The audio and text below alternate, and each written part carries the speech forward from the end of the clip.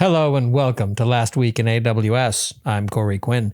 Before we dive in, I just want to point out that last week I pointed out a new capability in Systems Manager, their just-in-time node access.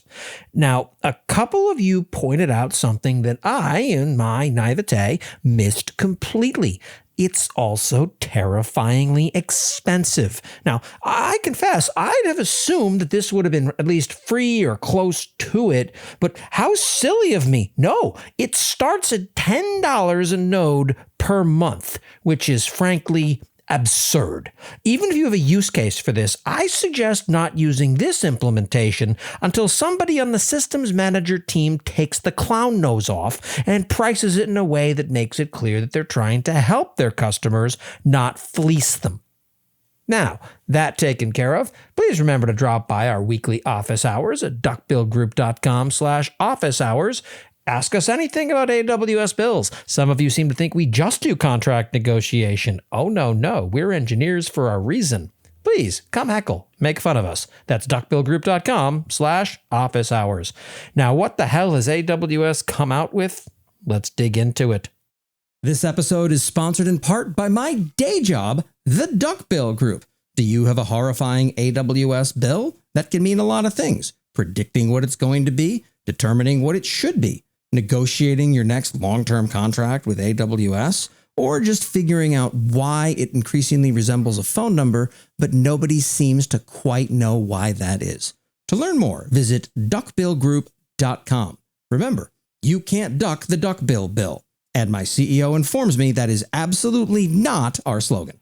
AWS Marketplace now supports SaaS products from all deployment locations. And this is more than a bit Weasley. If SaaS products don't have the deployed on AWS badge, they're apparently now ineligible for discounting under AWS discount contracts. Amazon Q Developer elevates the IDE experience with new agentic coding experience.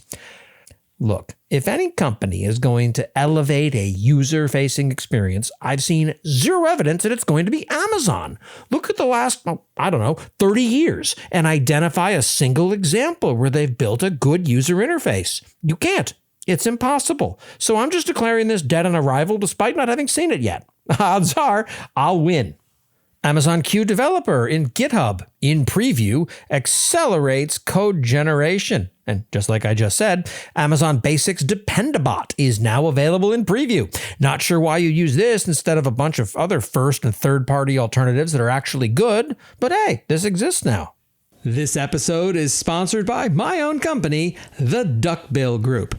Having trouble with your AWS bill? Perhaps it's time to renegotiate a contract with them. Maybe you're just wondering how to predict what's going on in the wide world of AWS. Well, that's where the Duckbill Group comes in to help. Remember, you can't duck the Duckbill bill, which I am reliably informed by my business partner is absolutely not our motto. In the works, AWS South America, Chile region. Hopefully, unlike Sao Paulo, data transfer in this region won't cost $1 Brazilian. Monitoring network traffic in AWS Lambda functions. Why is it always VPC flow logs with these people? I just want to know what's talking too much and blowing up my bill this week that isn't my manager. Announcing the end of support for AWS DynamoDB Session State Provider. This is a weird deprecation because it's a library that's being replaced by a different library and this one won't be maintained, I think. Odd? I don't know. I don't play around with .NET. Someone can answer that for me. Word Finder app, harnessing generative AI on AWS for aphasia communication. Honestly, I feel like differentiating between AWS service names leads to its own form of aphasia. Tell me you've never confused CloudWatch, CloudTrail, or CloudFront before. Accelerating government efficiency with AWS enterprise support. It's really hard not to read this as the kids over at Doge taking a whack at AWS's support charges and this being a defensive reaction. And speaking of, finally, introducing the AWS Zero Trust Accelerator for Government. No, I don't know. It feels like in the last few months to me, the U.S. government's done a great job of eroding trust all on its own.